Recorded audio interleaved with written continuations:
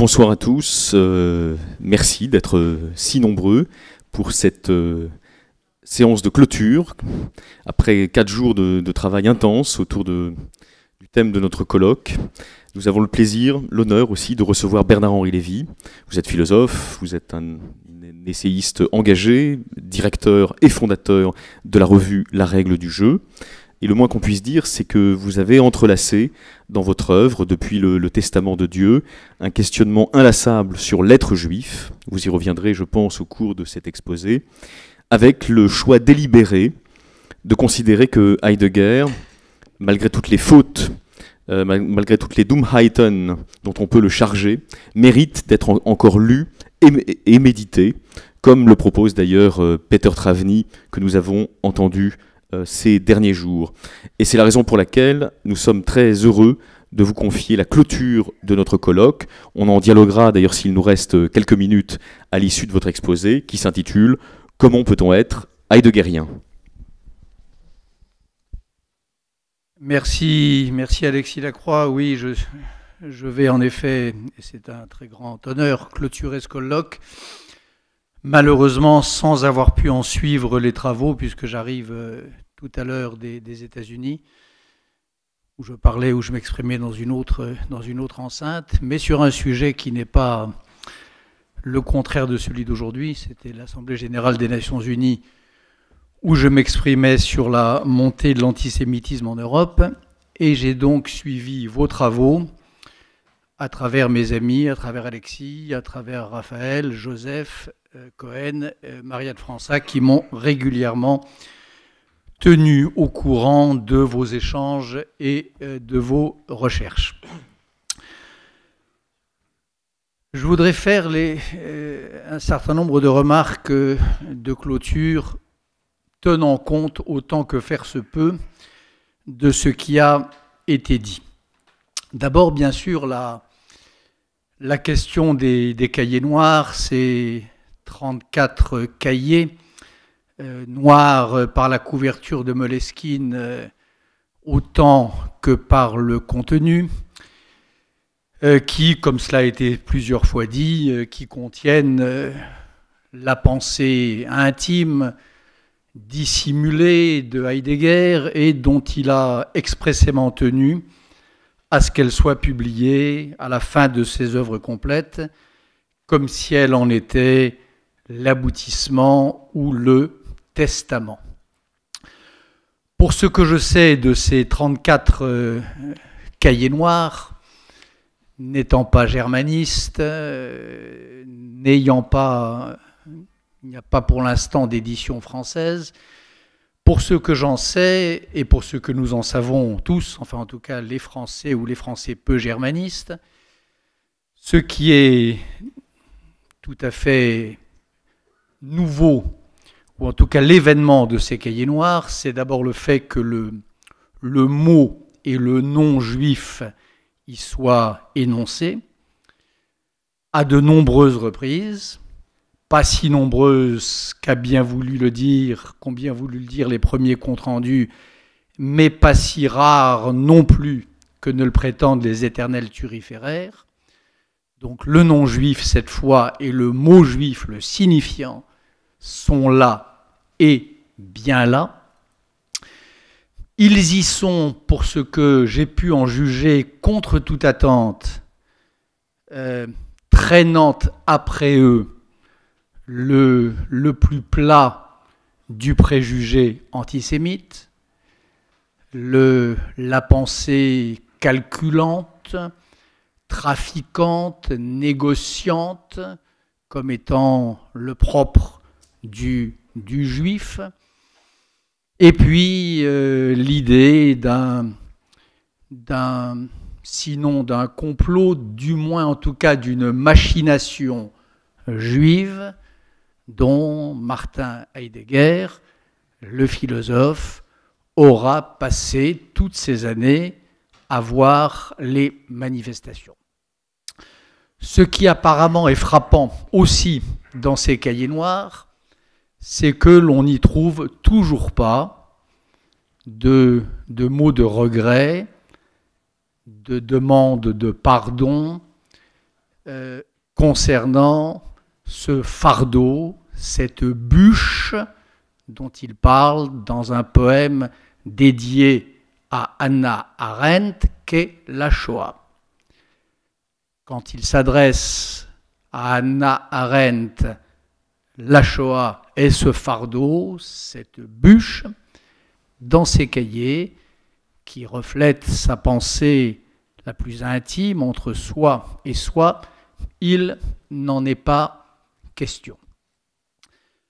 Pas question de la Shoah, pas question de ce qui s'est joué là, et par conséquent, pas l'ombre d'une réponse, ici non plus, à la question qui lui a été posée par Paul Celan, par Lovitch, par Adorno, par Sartre, après la guerre, pas l'ombre d'une réponse à la question du siècle. En revanche, toujours dans ses cahiers noirs, une référence obsessionnelle à ce qui semble être pour lui le massacre par excellence, celui qui en tout cas lui arrache des mots de révolte, et qui est le massacre, l'extermination du peuple allemand comme tel.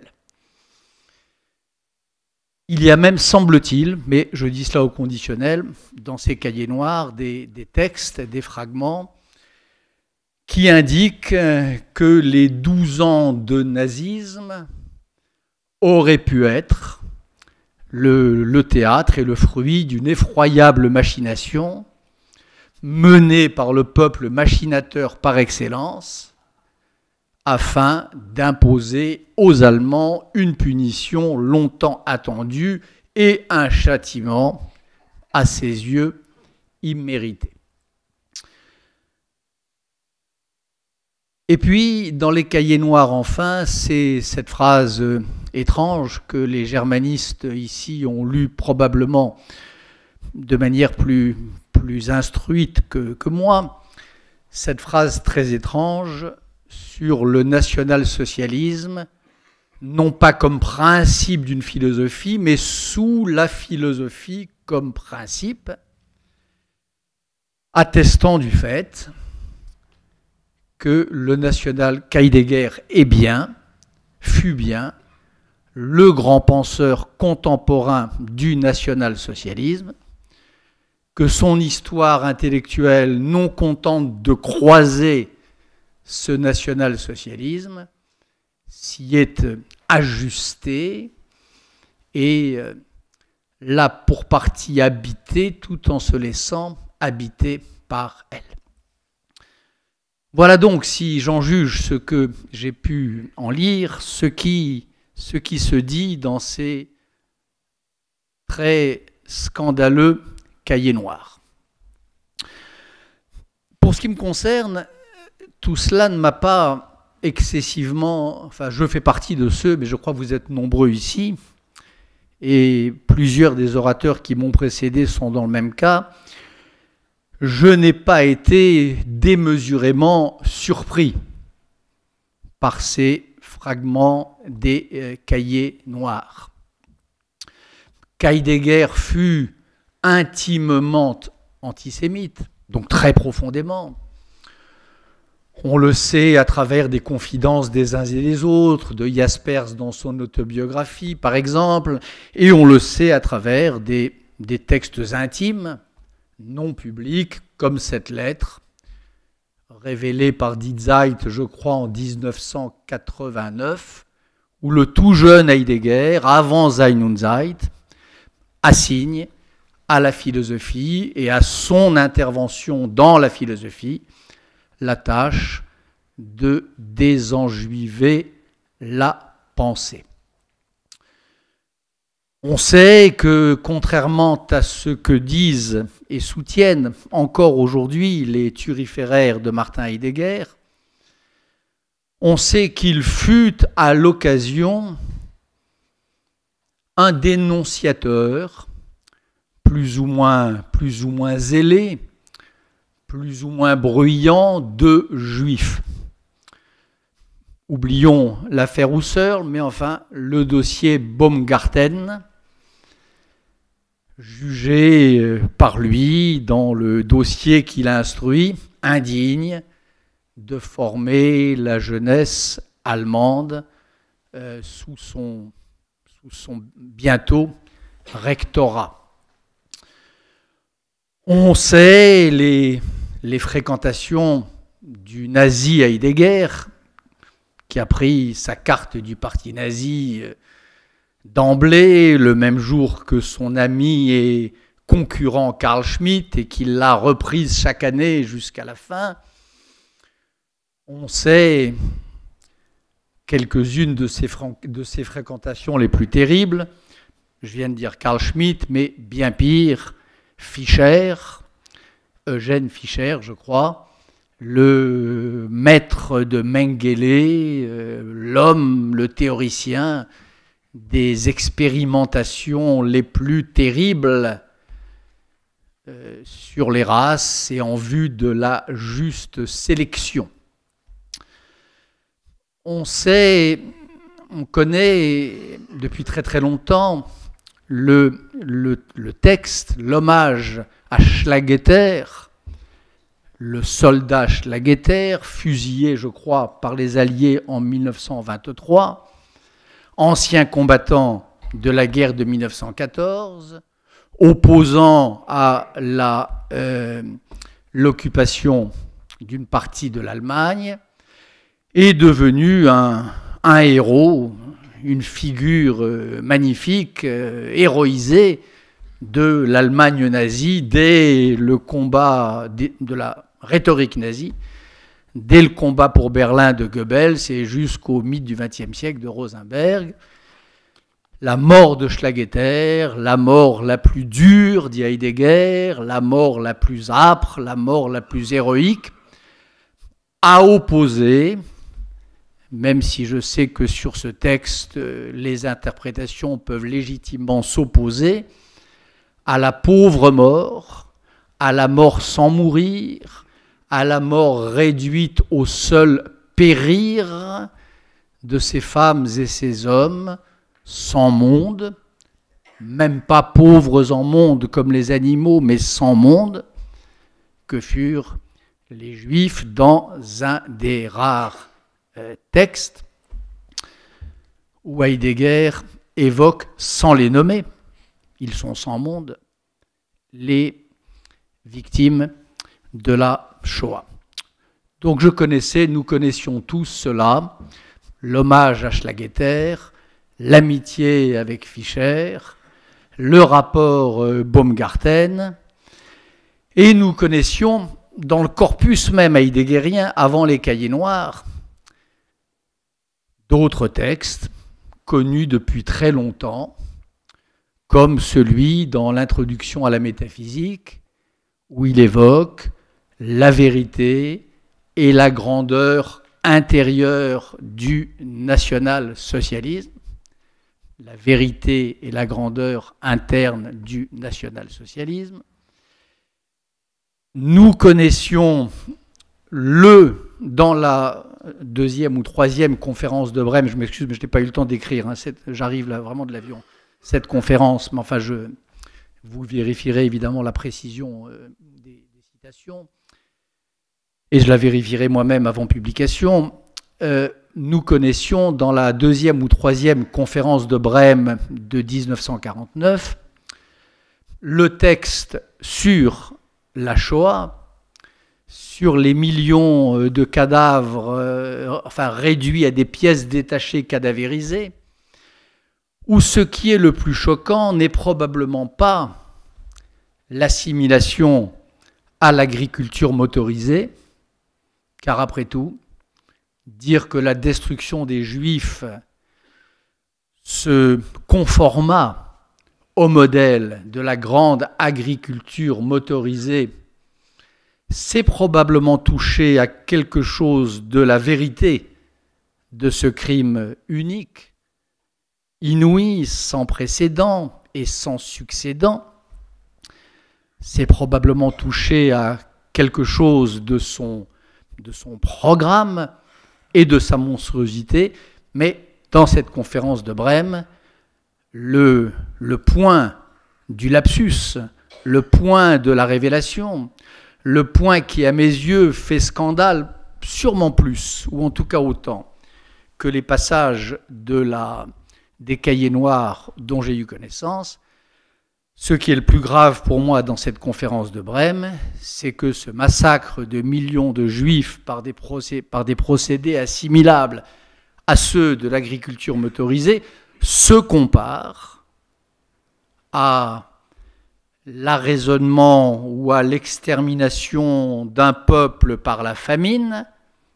Et là, Heidegger pense évidemment aux sanctions imposées à la fin de la guerre dans ces dernières semaines ou ces derniers mois aux Allemands, en particulier de l'Est, dit-il.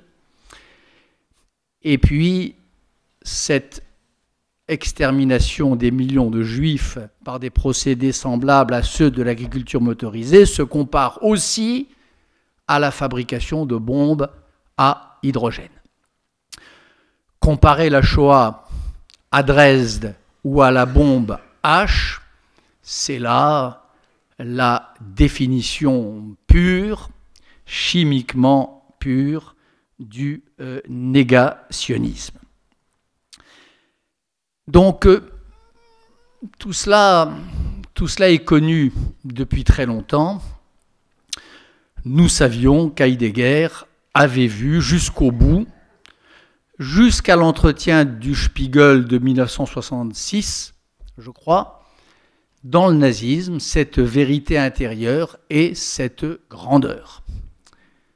C'est dit en propres termes dans l'introduction à la métaphysique, c'est confirmé dans le texte publiquement testamentaire du Spiegel, et cela, encore une fois, nous n'avons pas attendu les cahiers noirs pour nous en aviser. Donc, d'une certaine façon, quoi que je découvre lorsqu'ils seront enfin publiés, je ne pense pas que je serai frappé de cette stupeur ou que mon regard se décilera à la façon dont certains disent que ce fut leur cas. Nous savions d'autre part, en tout cas moi je savais et j'ai écrit là-dessus il y a une quinzaine d'années dans mon livre sur Sartre, que ce national-socialisme, cette part national-socialiste de la pensée de Heidegger, cette cohabitation, disons, sous le nom Heidegger, de la philosophie la plus ardente, la plus exigeante, et puis de cette bassesse infinie, que cette cohabitation obéit à un régime tout à fait singulier et probablement unique dans l'histoire de la philosophie et de la littérature.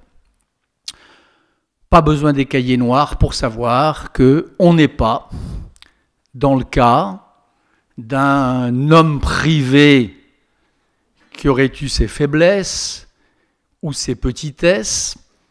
C'est ce que répondait Sartre en 1945 dans un des 2 ou 3 numéros des Temps modernes, où fut ouverte déjà la question Heidegger, en débat avec Beaufret, Adorno, Weilins et d'autres. Sartre parlait de la faiblesse de caractère de Martin Heidegger, et il posait la question: va-t-on ne plus lire le contrat social et surtout l'Émile, sous prétexte que Rousseau s'est mal occupé de ses enfants?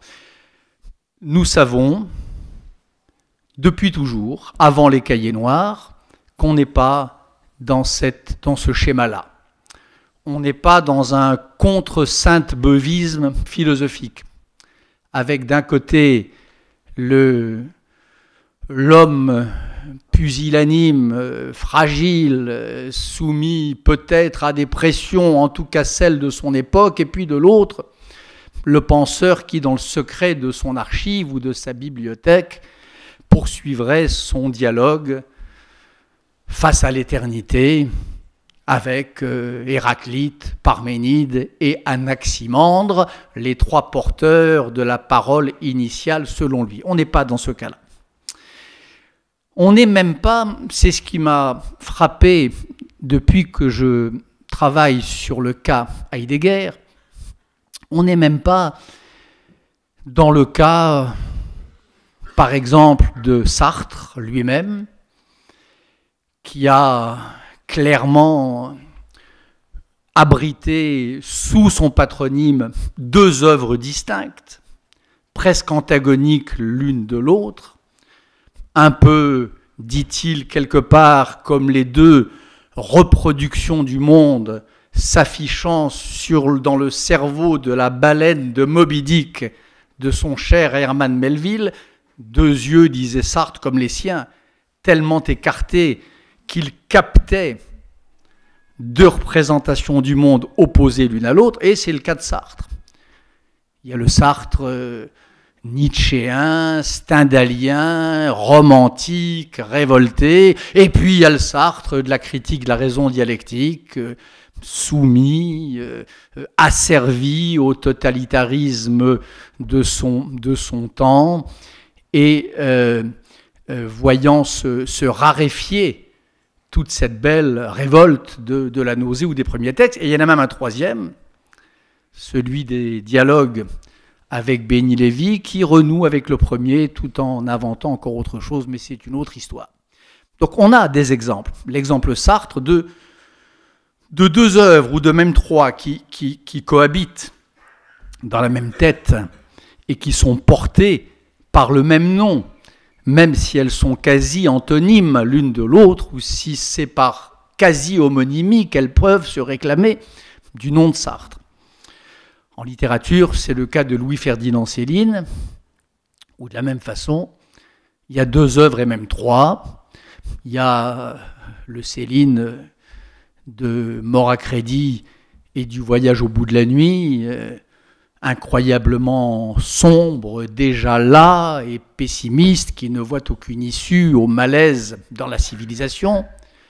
Il y a le troisième Céline, celui de Rigaudon, de Normance, de Guignol's Band, et d'Un château l'autre, le plus grand roman antipétainiste jamais écrit. Puis entre les deux, un autre Céline, très différent des deux autres, écrivant d'ailleurs moins bien, avec une espèce de vitesse d'écriture tout à fait étrange, et qui fait que cette œuvre est vraiment différente, qui est le Céline de Bagatelle pour un massacre, des Beaux Draps et de l'École des cadavres. Donc il y a plusieurs figures possibles de cette dualité, de cette contrariété intime de deux œuvres dans une tête et sous un nom. Heidegger, c'est rien de tout ça. Et ce qui est extrêmement frappant dans le cas Heidegger, c'est d'abord que les infamies apparaissent dans les textes majeurs, et c'est inversement que dans les textes mineurs, ou dans les textes ouvertement infâmes, peuvent apparaître des trouées philosophiques ou des éclairs de grandes pensées. Je vous disais à l'instant que la phrase sur la vérité intérieure et la grandeur du national-socialisme se trouve dans l'introduction à la métaphysique, c'est-à-dire dans le texte même qui pose avec le plus de rigueur la question de la différence ontologique. Je pourrais vous rappeler comment dans la conférence dans l'essence de la vérité, en tout cas, dans l'essence de la vérité, lorsqu'Heidegger se réfère au fragment 53 d'Héraclite, le fameux fragment dont il aurait apparemment discuté avec Carl Schmitt sur la guerre, mère de toutes choses ou mère de tous les étangs, donc dans un texte extraordinairement ambitieux, où il dialogue avec ce qu'il y a de plus inaugural, de plus initial, c'est-à-dire Héraclite. C'est dans ce texte donc de 33-34, pardon, c'est le cours de 33-34, dans l'essence de la vérité, où il évoque le retour à Héraclite comme un retour possible aux lois éternelles de notre race d'hommes germaniques. Notre race d'hommes germaniques apparaissant au fil d'une méditation extraordinairement puissante, naturellement, sur la question Héraclite. 10 ans plus tard, en 1943, il y a le séminaire sur Héraclite. Là encore, c'est le Heidegger, ayant en principe donné congé à tout ce qui pourrait sembler, à tout ce qui relève de la contingence, du pur étant. Le Heidegger qui ne se connaît d'autres interlocuteurs que ces hommes à la parole rare, presque absente, lacunaire. Et c'est dans ce texte de 1943, écrit au milieu de cette Europe en ruine, soumise à des orages, face à quoi les orages d'acier de Junger apparaissent rétroactivement comme une aimable plaisanterie.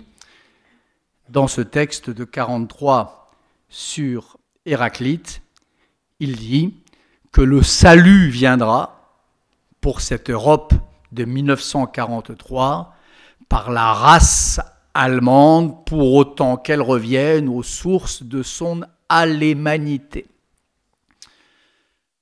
Quelques années plus tôt, le grand cours sur Hölderlin, là encore, on est face à l'essentiel, on est face à la pensée dans ce cas-là de plus poétique et donc de plus vrai, dans les termes de Heidegger, et c'est dans ce texte sur Hölderlin, dans ce cours sur Hölderlin, que l'on trouve formulé de la manière la plus détaillée et la plus articulée la théorie d'une URSS et d'une Amérique qui seraient comme deux jumeaux qui s'ignorent et se combattent apparemment, avec comme seul recours, ressource, ces Européens qui ne parlent ni l'anglais d'Amérique ni l'anglais de Russie soviétique, que sont les Allemands. Cette Allemagne du milieu, s'opposant à ces deux versions du nihilisme technicisé que sont l'américanisme et le soviétisme, thèse qui, ma foi, fait écho avec un peu plus de style, sans doute, et avec sur le mode oraculaire qui est celui de Heidegger, à la pire propagande nazie de l'époque, même pas la pire, à la propagande nazie la plus ordinaire et quotidienne. C'est pas dans un tract qu'on la trouve, c'est pas dans une adresse aux étudiants allemands se terminant, comme il le faisait chaque fois, par un sonore Heil Hitler. Non, c'est dans son grand livre sur Heidegger, sur Hölderlin. Et je ne parle que pour mémoire de son long cours sur Nietzsche, publié beaucoup plus tard, en 1960 ou 61, je crois, prononcé entre 36 et 40, me semble-t-il, où là encore, grand corps à corps entre deux immenses figures de la pensée, mais où l'on voit apparaître de ci, de là, de grands événements métaphysiques, des érignismes majeurs, comme le saut des parachutistes au ciel de Scandinavie, la motorisation de l'armée allemande, la modernisation de ses moyens de transmission ou la qualité de ses avions. Donc ça, c'est très troublant. la façon dont ces considérations-là, le Heidegger politique, c'est pas un Heidegger à côté, c'est pas un hors-d'œuvre de l'heidegerianisme, mais il se loge à l'intérieur même de la page, du paragraphe, de la phrase, et peut-être, j'y viendrai dans un instant, du mot de la philosophie heideggerienne. Et inversement, d'ailleurs, on pourrait montrer que les textes les plus contingents, les plus accidentels, les plus circonstanciels d'Heidegger, puisque dans les mêmes années, les mois du rectorat, et puis ensuite les mois qui suivirent son départ du rectorat, il fait des séminaires et puis il fait des discours aussi aux étudiants. Des discours qui sont, dont on pourrait s'attendre à ce qu'ils fussent des textes de circonstance. La grande surprise, pour moi en tout cas, c'est qu'ils sont écrits de la même encre, c'est qu'ils sont dits de la même voix, et que de même qu'on trouvait dans les premiers des petites saloperies national-socialistes, de même on trouve dans les textes officiellement national-socialistes des grandes trouées philosophiques. Le discours du rectorat, par exemple, pour ne parler que de lui, se termine, ou presque, par une citation de Platon très librement traduite par Heidegger, mais enfin, la liberté de traduction par Heidegger de ces grands classiques fait partie de son génie, la fameuse sentence, le fameux logion, tout ce qui est grand se tient dans la tempête. La citation de la République, qui est là dans le discours du rectorat. Dans le discours de juin 1933 sur le service du travail, où Heidegger fait l'éloge des camps, pas des camps d'extermination, ils n'existent pas encore, pas des camps de concentration pour opposants, mais des camps de formation pour étudiants. Ce texte où il explique que dans l'université du Reich, l'examen, il ne sera pas après, mais il est avant. Ce texte où il explique que dans l'université du Reich, il faudra dresser autant que enseigner. Et comment la sélection y sera aussi essentielle que l'éducation. C'est dans ce texte que j'ai trouvé, que l'on trouve, l'une des, très rapidement, à la manière de Heidegger, à cette façon foudroyante qu'a parfois la vérité de se dire, que l'on trouve l'une des réflexions les plus fortes, ou l'une des occurrences les plus fortes d'une réflexion qui est la sienne depuis toujours, la question de la poiesis, la question de la différence entre la poésie et la technique. C'est dans ce texte sur la sélection et sur le dressage. La question du souci, autre immense question, immense concept heideggerien. Relisez son discours de novembre 1933, je crois, en prélude au référendum sur le départ de la SDN, sur la rupture de l'Allemagne nazie avec la SDN.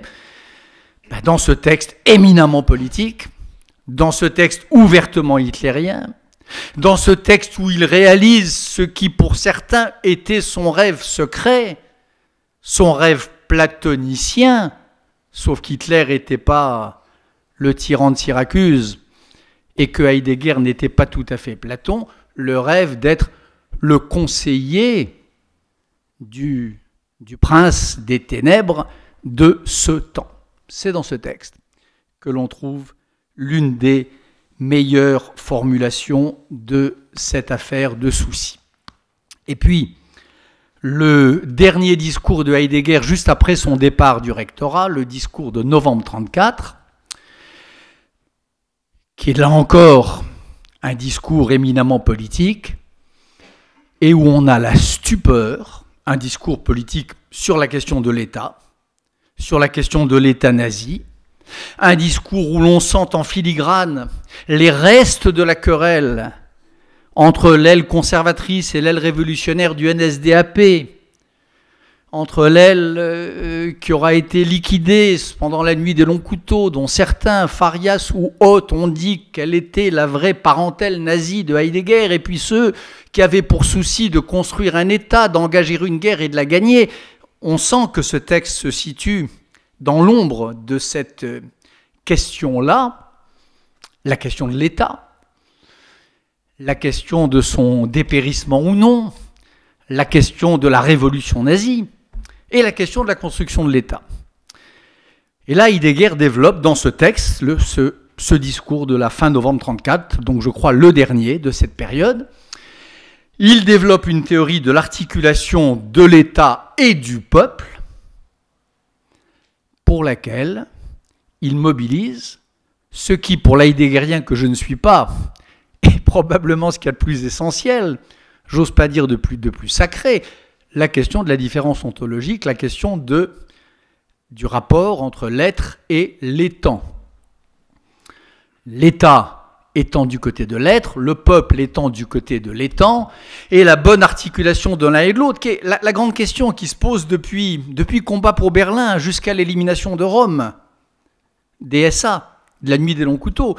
Cette question-là de la juste articulation qui se pose au même moment aux léninistes d'ailleurs, mais cette question-là, qui est la grande question du premier nazisme, eh bien, Heidegger la pose en mobilisant cette affaire, c'est pas cette affaire, son apport à l'histoire de la philosophie, qui est la question de la relation entre l'être et l'étant. Donc tout cela pour dire qu'on n'est pas dans le cas Sainte-Beuve, l'homme privé, l'homme public qui se surveille, l'homme privé qui se laisse aller, l'homme public qui se surveille.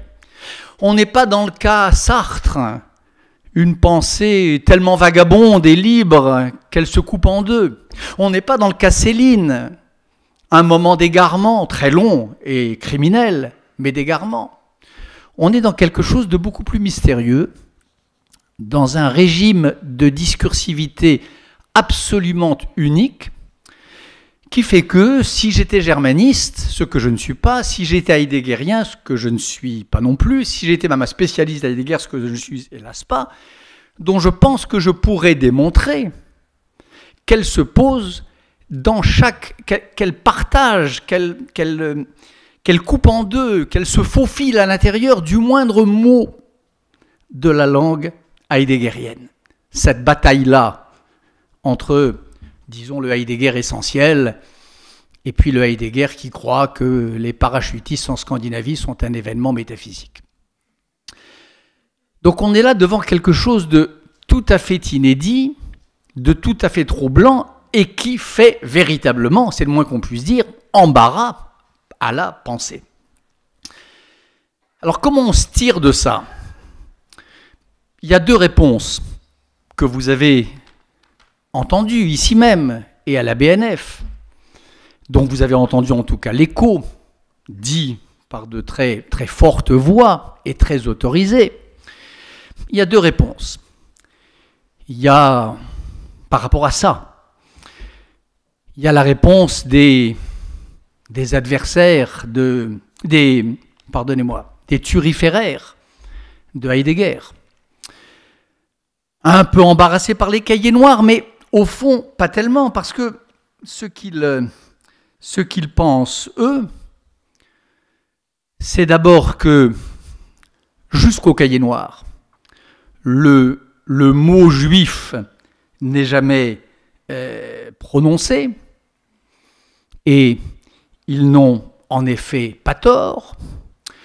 Ils arguent du fait que Heidegger aura passé sa vie privée et intellectuelle à mener une interlocution constante et même décisive avec ce que le judaïsme européen aura produit de plus grand et de plus exigeant. Ils insistent volontiers et ils s'attachent à montrer qu'entre la pensée prophétique juive et la pensée oraculaire heideggerienne, il y a plus d'une affinité. Ils nous disent également que fidèles à une vieille pratique de prudence intellectuelle,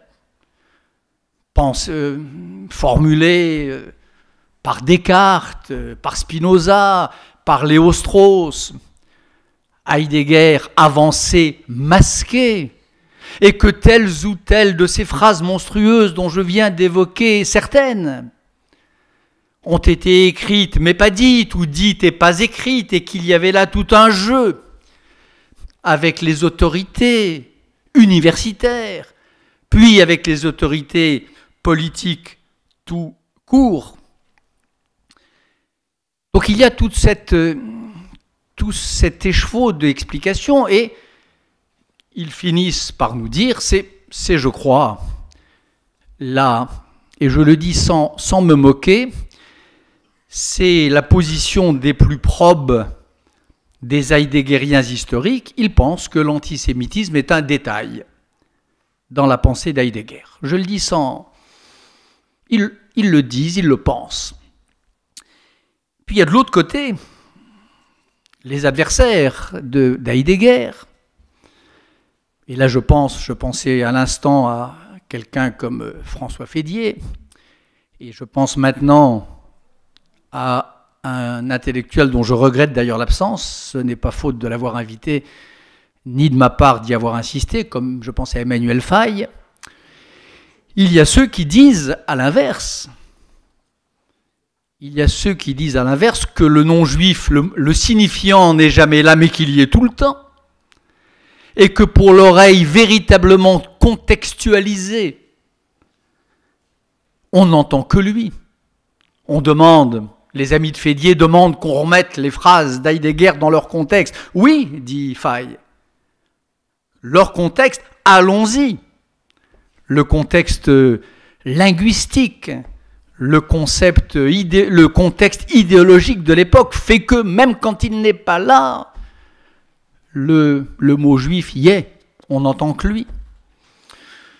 Ils répondent, et ils ont raison, que l'argument par Hannah Arendt, ou par Paul Celan, ou par Karl Lovitt, ou d'autres, est un argument qui a déjà beaucoup servi, y compris à l'époque de Heidegger. Il a servi dans le cas Richard Wagner, dont on a cessé de nous dire tout de suite, dès Bayreuth, qu'il ne pouvait pas être antisémite puisque le chef d'orchestre de Parsifal s'appelait Lévy et qu'il a passé sa vie à torturer, martyriser et tenter de convertir des chefs d'orchestre juifs. Du côté de l'accusation, on dira aussi que cette affinité entre le prophétique et l'oraculaire,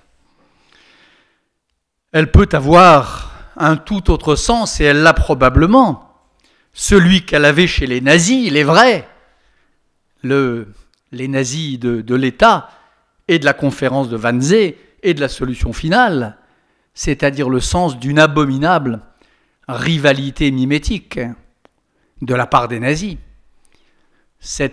Toute cette salade de la double élection du peuple élu de trop, dont certains historiens de la Shoah pensent avec juste raison qu'elle est à l'une des sources de la folie hitlérienne.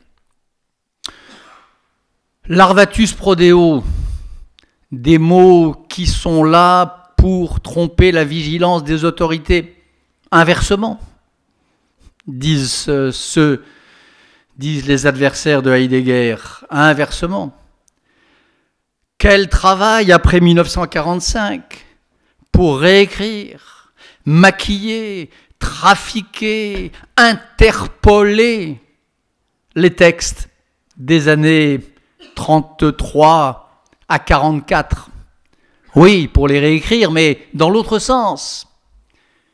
Et il y a, dans un volume collectif dirigé par Emmanuel Faye, dont le nom m'échappe, un texte d'une jeune universitaire tout à fait brillant sur l'une de ces opérations de maquillage de plaques du texte heideggerien.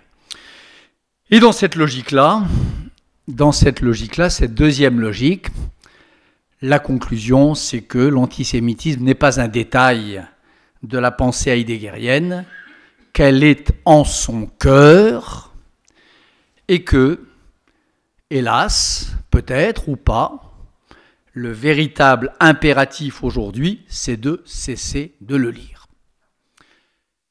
Emmanuel Faye, puisque je le cite pour la dernière fois, pense, je crois, ou il l'a dit publiquement, que la véritable place des livres de Heidegger, des livres de cet introducteur du national-socialisme dans la philosophie, sa véritable place éminente, mais c'est plus les rayons de philosophie des bibliothèques, mais les rayons histoire des idées, histoire des délires, histoire des totalitarismes. Donc c'est, me semble-t-il, les deux façons que l'on a, en général, de se tirer de cette intrication, de ce tressage, de cette intrigue-là, de cette intrigante intrigue, de cette inquiétante intrigue, qu'est l'intrigue des deux textualités heideggeriennes qui, en vérité, n'en font qu'une. Ou bien l'antisémitisme est un détail, ou bien on quitte les rayons des bibliothèques de philosophie. Pour ce qui me concerne, et en conclusion de ces 4 jours, je voudrais proposer une autre piste. J'ose pas dire une autre interprétation, mais une autre piste. Je crois donc qu'il y a les deux, et je voudrais prendre 4 exemples de grands concepts heideggeriens, et je voudrais essayer de vous dire en quelques mots comment chaque fois on est contraint de penser à la fois, en même temps, qu'on a affaire là, en effet, à un immense philosophe qu'on ne peut pas se passer de continuer de lire, et à un personnage, à une œuvre extraordinairement dangereuse dont on ne peut pas s'empêcher de s'armer contre.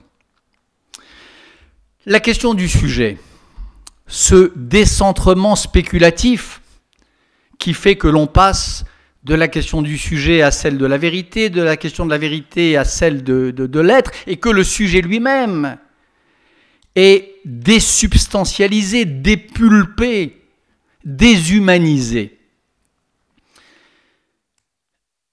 Ce geste-là, ce grand geste philosophique, le fondateur de tout l'anti-humanisme théorique contemporain, d'un côté, très, très clairement, si le sujet n'est plus rien, s'il est déshumanisé, qu'est-ce qui empêche de lui passer dessus?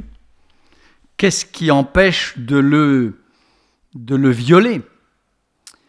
Qu'est-ce qui empêche de le violenter? C'est incontestable. Il y a cette tentation-là dans le texte heideggerien. Et puis, de l'autre côté, sans cette question, cet anti-humanisme, cette désubstantialisation du sujet, elle est aussi au principe de la plus belle philosophie de la liberté du XXe siècle, c'est-à-dire celle de Sartre.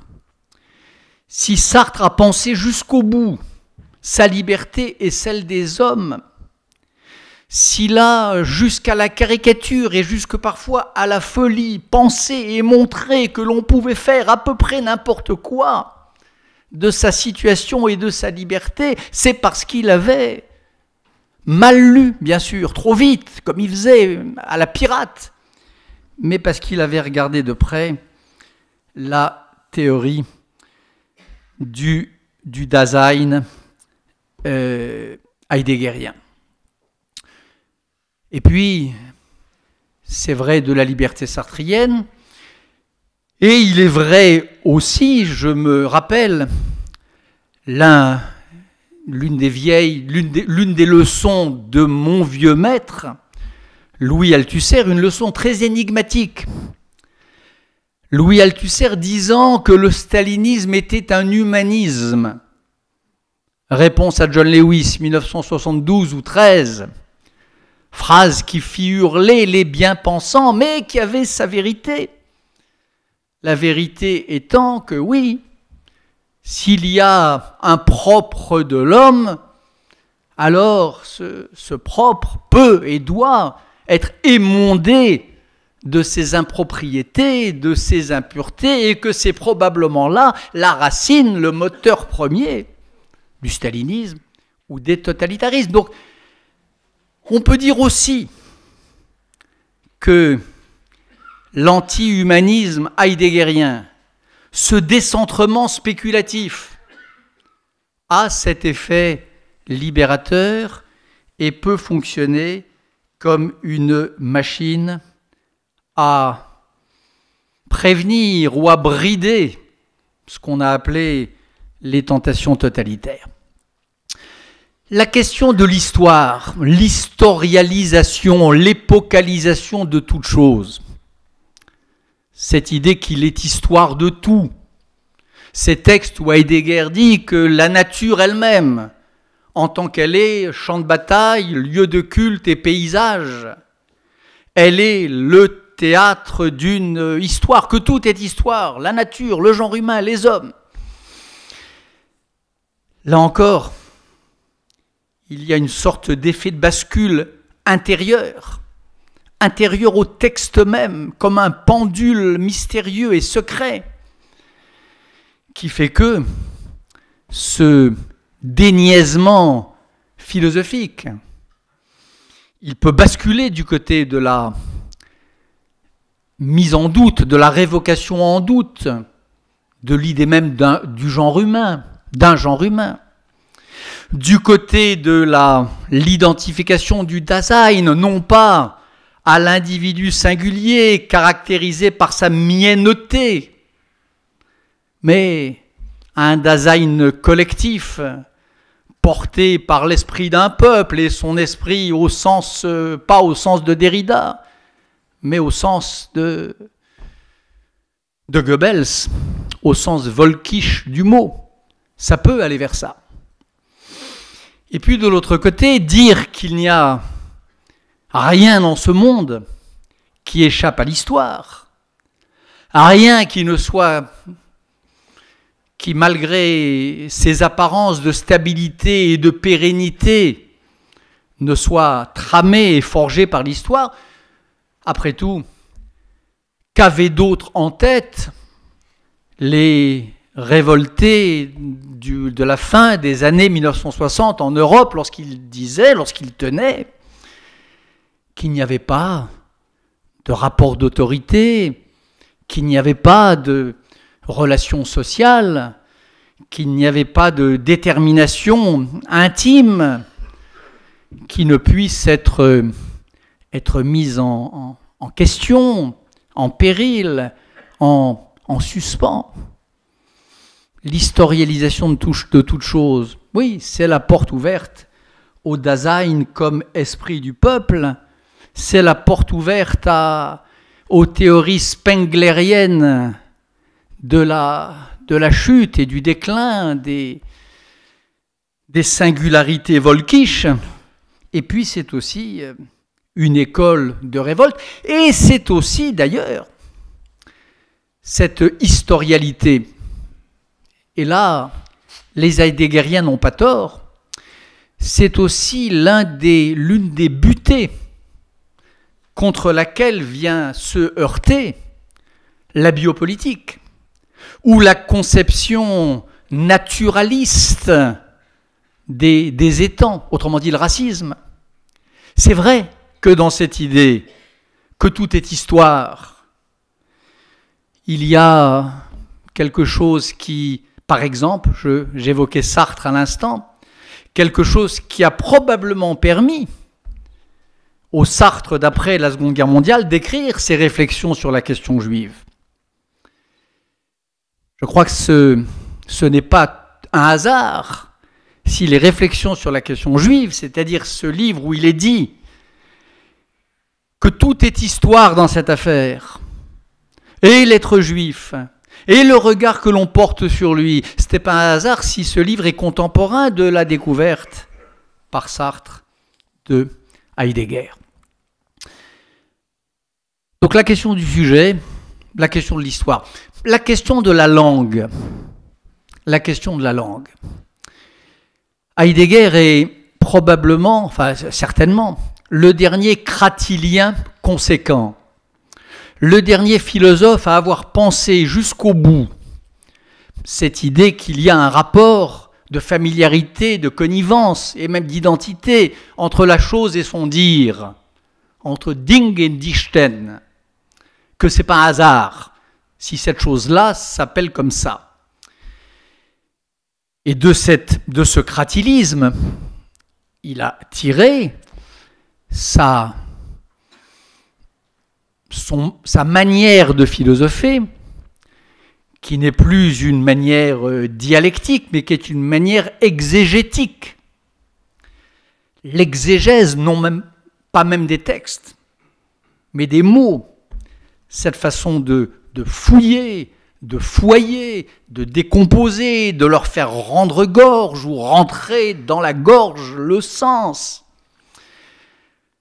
Ce rapport donc à la langue, très particulier. Je ne connais pas d'autres exemples dans la pensée contemporaine de cette prise au sérieux à ce point, oraculaire, naïf, tout ce qu'on voudra, mais enfin quand même, de l'hypothèse cratilienne, selon Platon.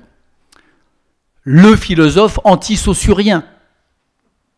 S'il y a un philosophe au XXe siècle qui a pris le contre-pied de cette théorie, je ne prends pas position en ce qui me concerne, ce n'est pas la question de l'arbitraire de la relation entre le signifiant et le signifié, c'est bien Heidegger. Et toute la philosophie heideggerienne, elle procède de cette affaire de langue.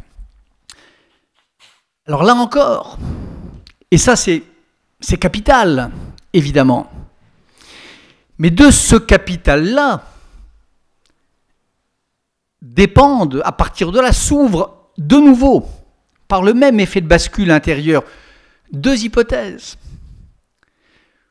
Il y a le Heidegger, qui prend tellement au sérieux cette histoire de langue, qui part dans le décor de son histoire de Héraclite, premier allemand, et d'Hölderlin, dernier grec. Et c'est ça qu'il va chercher dans ses étymologies parfois folles et sauvages. Et puis, il y a de l'autre côté, qu'est-ce que vous voulez que je vous dise ? Il y a ce que Frege, le logicien, mathématicien, etc., appelait le grand tournant langagier de la philosophie du XXe siècle.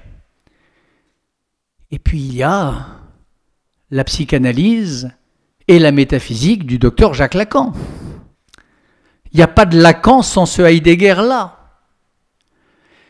L'inconscient structuré comme un langage, l'interrogation de la langue comme voie d'accès, non pas privilégiée mais unique, à la vérité du malaise.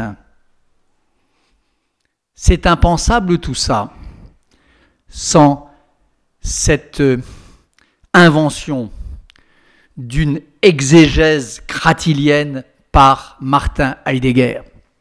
Alors je veux bien qu'on range Heidegger dans le rayon histoire de la Fnac ou de la Une, mais alors il n'y a plus de Lacan.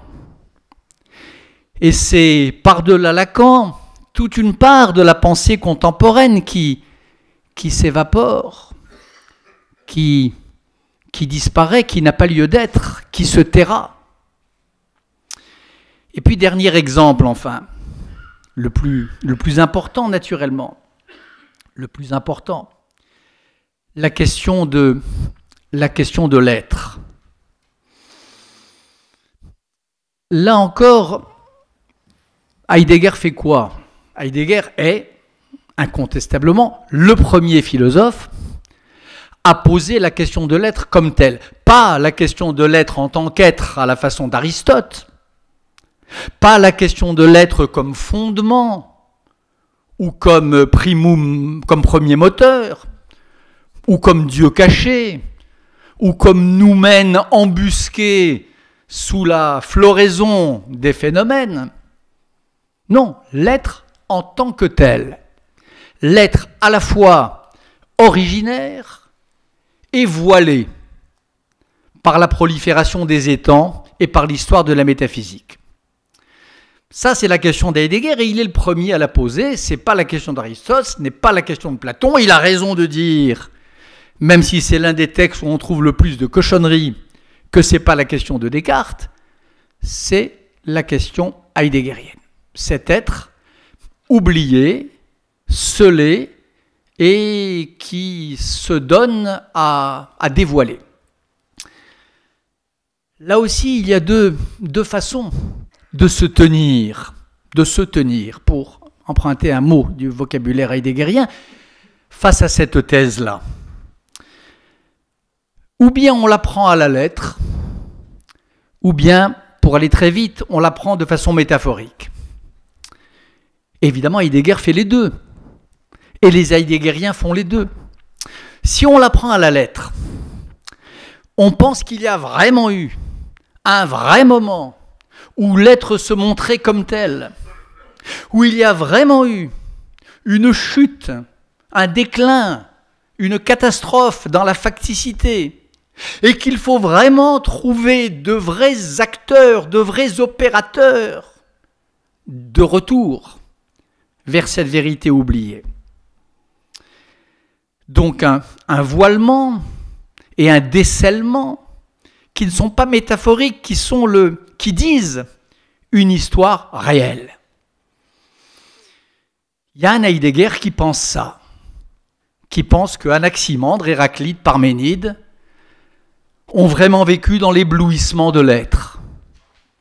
Et cet Heidegger pense vraiment qu'il y a une longue saison de déclin qui commence avec le catholicisme hébraïque, qui se poursuit à travers la Renaissance technicienne, qui va jusqu'à la pitoyable tentative nietzschéenne, et à laquelle il lui revient, lui, Heidegger, avec quoi il lui revient de renouer, à la condition de s'aviser qu'il y a un deuxième peuple métaphysique par excellence, un peuple grec par procuration, qui est le peuple allemand.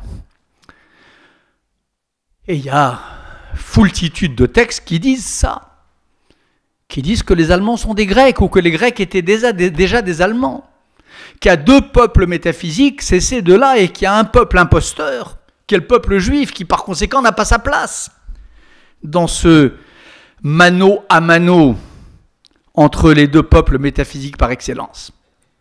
Alors là, naturellement, prendre cette affaire d'être voilé, scellé et décelé à la lettre, ça donne en effet Goebbels et Hitler déguisés en dîner du souper platonicien. Et c'est là, pour le coup, non pas la grosse bêtise, pour parler comme Heidegger, mais la grande catastrophe.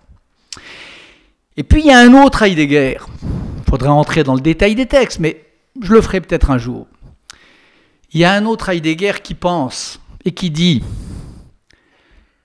que c'est par fiction, par hypothèse, un peu comme Rousseau lorsqu'il parle des origines du contrat social et de ce peuple dispersé à l'instant qui précède son assemblement. C'est par fiction qu'on peut imaginer un temps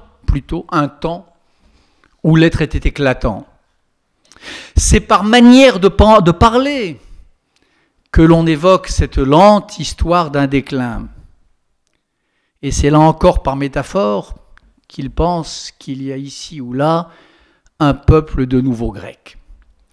Et cet Heidegger-là pense que dès l'origine, ce qu'il appelle l'origine, le voilement était toujours déjà là.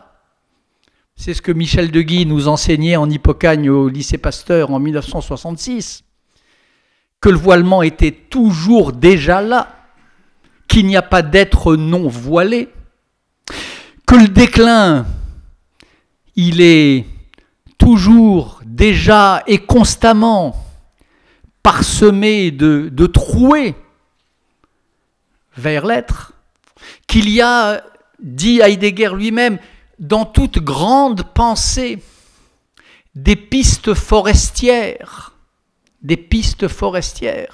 Chez Husserl, celui dont il a piqué la place, comme je le raconte dans un texte théâtral récent, chez Kant et même chez Descartes, il y a des pistes forestières qui font que l'opacité n'est pas totale, que l'obscurité n'est pas fatale, et que le tournant, le grand retour, est un retour par image. Cet Heidegger-là, cet Heidegger qui pense, dont la pensée du retour est une pensée qui ne doit pas être prise, enfin qui n'est pas prise dans les textes mêmes, dans ceux de ces textes-là, à la lettre. Cet Heidegger-là, comment ne pas continuer de le lire? Comment ne pas continuer de lire les grands textes de la phénoménologie contemporaine, les grands textes de Lévinas, les grands textes de Kant à travers lui? Ou alors, si on décide de ne plus le lire du tout, ça veut dire, et je crois que c'est ça véritablement l'enjeu, ça veut dire que l'on renonce à la philosophie et qu'on s'en remet à des discours techniques. Possible. C'est ce que fait à peu près tout le monde autour de nous, dans la plupart des disciplines. Ou ça veut dire que si on a encore le souci de la philosophie, ce qui est le cas de certains ici, si on n'accepte pas cette pensée heideggerienne de l'être, cette idée des pistes forestières ou des trouées qui font signe dans toutes les grandes pensées vers lui, alors on en reste au blocage kantien, on en reste à la totalitarisation, à la totalité hegelienne, ou on en reste au succédané bergsonien. Ou bien on entend malgré lui ce qu'Heidegger nous dit dans cette affaire de différence ontologique, ou bien on est selon les sensibilités. On est kantien, on est bergsonien, ou on est hegelien, et on pense que la partie est terminée. Mon parti, c'est la raison pour laquelle j'ai choisi d'intituler cette dernière intervention « Comment peut-on être heideggerien ?» comme ça, en entendant ces effets de bascule, en y étant attentif et en sachant que c'est seulement à ce prix-là que l'aventure philosophique peut se poursuivre. Je vous remercie.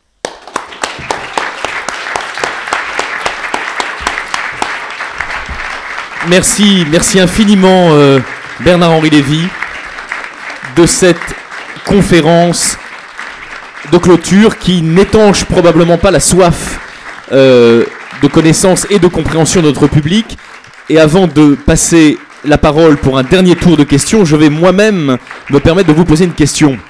Vous les avez évoqués tout à l'heure, il y a comme les juifs de Hegel, il y a des juifs de Heidegger. On en a d'ailleurs parlé au cours de ces 4 journées.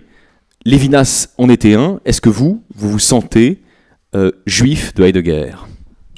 Non, je me sens exactement ce que je viens de vous dire. Je me sens juif, profondément meurtri lorsque je lis que l'extermination, la tentative de destruction des Juifs d'Europe est à mettre sur le même plan que les bombardements sur Dresde ou la fabrication des bombes H.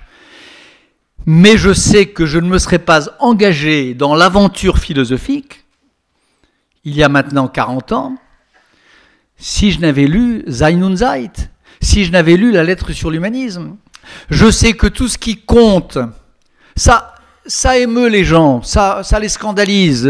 J'en sais qui sont d'ailleurs cohérents, qui sont allés de la démolition de la pensée 68 à la démolition de Heidegger. C'est vrai que sans Heidegger, il n'y a pas de pensée contemporaine. Pas parce que, comme le dit Heidegger dans un de ses mots de trop, pas parce que quand un Français veut faire de la philosophie, il doit penser allemand ou parler allemand, parce que l'allemand serait la langue de l'être, mais parce qu'il s'est produit cet événement-là. Quel événement Heidegger? Et que sans Heidegger, il n'y a pas Lacan, il n'y a pas Foucault, il n'y a pas Derrida naturellement. L'essentiel de la pensée contemporaine n'a plus lieu d'être. Et selon vous, la tentation de zapper Heidegger, elle ne va pas décroître dans les années qui viennent? Mais je souhaite... Non, la tentation de zapper Heidegger va croître. D'abord, la tentation croît de zapper tout ce qu'on peut. Dès qu'on a une bonne raison de ne pas lire, on s'engouffre dedans. Hein? Dès qu'on a une raison solide de mettre un auteur au pilori, quel soulagement, un de moins, dans cette espèce de conjuration... De chasse à l'inculture. De conjuration des nains contre les géants, et même quand on n'a pas de raison. Donc je crois que, évidemment, que cette histoire de cahier noir va précipiter cette mise à l'index d'Heidegger. Les livres d'Emmanuel Faye sont éminemment respectables. Son livre, éminemment respectable, et c'est un intellectuel tout à fait respectable. Mais je crois que c'est une impasse. Je crois qu'il est emporté par quelque chose de très noble, naturellement. Mais si on zappe Heidegger, comme vous dites, si on le met à l'index, et c'est pas politiquement correct ni tout ça, moi je suis pour le politiquement correct, hein, je suis à fond pour le politiquement correct. On avait remarqué. Oui, mais je suis aussi pour la pensée. Et je sais que si on met en suspens la pensée heideggerienne... C'est un prodigieux bond en arrière. Hein, si on choisit de penser que la question de l'être n'avait pas lieu d'être, si on se met à penser que cette façon que le kratilisme en philosophie est une niaiserie, parce que c'est ce qu'on va nous dire bientôt, que c'est une niaiserie, eh bien, bond en arrière et effacement à l'ardoise magique de toute une part de la pensée contemporaine. En tout cas, moi, la part qui m'a fait, moi je suis venu à la pensée à travers les textes de ceux que je viens de nommer. Et tous ont été heideggeriens, c'est vrai. Alors ça surprend beaucoup, mais c'est pour les raisons que je viens de dire. C'est pas parce qu'il y aurait eu une espèce d'égarement collectif de la pensée française ou de la pensée de langue française jusqu'à Paul de Man et son rapport avec Derrida qui ferait qu'ils seraient tous engouffrés dans l'infamie. C'est parce qu'il y a dans ce corps de pensée-là, dans cette espèce de monument énorme qu'est la pensée heideggerienne, quelque chose sans quoi la pensée à l'âge contemporain n'était pas possible ou n'aurait pas été en tout cas ce qu'elle a été. Alors la mise à l'index de Heidegger, à vous entendre, c'est une des formes contemporaines de la misologie, hein, de ce que Deleuze avait appelé la misologie, la haine du logos. Oui, la misologie. Alors ce qui est paradoxal, c'est que le plus misologue de tous était bien entendu Heidegger lui-même. Bien sûr, s'il y a bien un misologue, s'il y a bien quelqu'un qui pense que le logos c'est l'ennemi, c'est lui. L'oracle contre le logos. L'assertion contre la démonstration, etc. Bien sûr. Mais ça aussi, on l'entend, d'ailleurs. Mais ce n'est pas une raison. Le colloque qui s'achève avec vous, cher Bernard, vous pensez qu'il a été l'occasion, justement, de mettre un coup d'arrêt à cette tentation de se débarrasser de Heidegger? Non, mais je crois qu'il a été l'occasion de confronter avec, d'après ce que m'ont dit mes amis et ce que vous m'avez dit vous-même de Paris aux États-Unis, de confronter avec probité, sérieux, les deux ou les trois points de vue. Voilà, je crois que ça a été l'occasion de ça. Et c'est vrai que l'importance de ce colloque que nous devons à Joseph Cohen et Raphaël Zaguri-Orly, et que nous devons à la règle du jeu qu'il a, la revue que je dirige avec vous et Maria de Fransat et d'autres ici, il revient à ce colloque d'avoir, et j'espère qu'il sera publié, enfin il sera publié de toute façon dans la règle du jeu, d'avoir donné un coup d'arrêt aux conclusions hâtives, à la vitesse de sédimentation trop grande de la pensée et de la conclusion. Voilà. Moi, je ne veux pas que Fédier s'enferme dans ce qui pourrait apparaître comme un négationnisme. Et je ne voudrais pas que d'autres brillants s'enferment dans une espèce de haine de la pensée et d'effacement de tout ce qui nous a rendus libres depuis 40 ans. Il faut bien mesurer ce que... On peut raconter ce qu'on veut. Vous connaissez tous les textes de Derrida sur son propre égarement, les tentatives laborieuses de nous expliquer que l'apparition même du mot de Geist, si peu heideggerien, est là pour montrer que... Tout ça n'empêche que Derrida n'aurait pas été Derrida. Il n'aurait pas représenté cet extraordinaire troué d'intelligence et de liberté s'il n'avait pas lu Husserl et Heidegger. Je dis Derrida, je dis Lévinas. Quand même, l'extraordinaire énigme de ce Lévinas qui commence par une lecture croisée d'Heidegger et de Husserl, et qu'aucune des révélations parues de son vivant, c'est-à-dire l'essentiel, il n'y a pas grand-chose de plus, à part le fait qu'il dit juif dans les cahiers noirs. Lévinas avait toutes les pièces du dossier, j'en ai parlé avec lui en 79, en 80, 81. Le fait que Lévinas n'ait jamais cédé là-dessus, le fait qu'il n'ait jamais désavoué sa dette à Heidegger, Lévinas, l'un des plus hauturiers, l'un des plus exigeants des penseurs contemporains, l'un de ceux qui devaient le moins et qui payaient le moins de dettes ou d'hommages à la rumeur ou à la pensance, bonne ou mauvaise, c'est quand même troublant. Et c'est intéressant, c'est qu'il savait bien, Lévinas. Et c'est pas Blanchot, Blanchot c'est autre chose. Mais Lévinas savait que pour passer de l'être à l'autre, pour considérer que l'ontologie était la forme ultime de totalité malfaisante, pour donner la préséance à autrui sur soi, pour élaborer sa théorie de l'hospitalité et de soi comme otage, pour pousser le décentrement spéculatif du sujet jusqu'à cette radicalité de l'éthique qu'a été le lévinacisme. Il avait fallu qu'il en passe par Sein und Zeit. Il fallait en passer par Sein und Zeit, bien sûr. Il le savait. Et on ne peut pas soupçonner Lévinas de la moindre indulgence vis-à-vis de tout ça. Donc, merci, je crois qu'on peut se réjouir. Enfin, merci, c'est un travail collectif, et vraiment collectif, les paroles appartenant presque autant à ceux qui les écoutent qu'à ceux qui les profèrent. Merci à ce colloque d'avoir eu lieu. Attendons la publication de ces actes, et j'espère et je pense que cela permettra d'éviter donc les conclusions, les emportements, voilà. Et puis tous les émissaires du bavardage dont parlait Heidegger, qui vont sans doute vouloir prendre leur revanche dans les semaines et ça s'appelle Twitter et dans les mois qui viennent. Ça s'appelle Twitter. Merci beaucoup Bernard-Henri Lévy.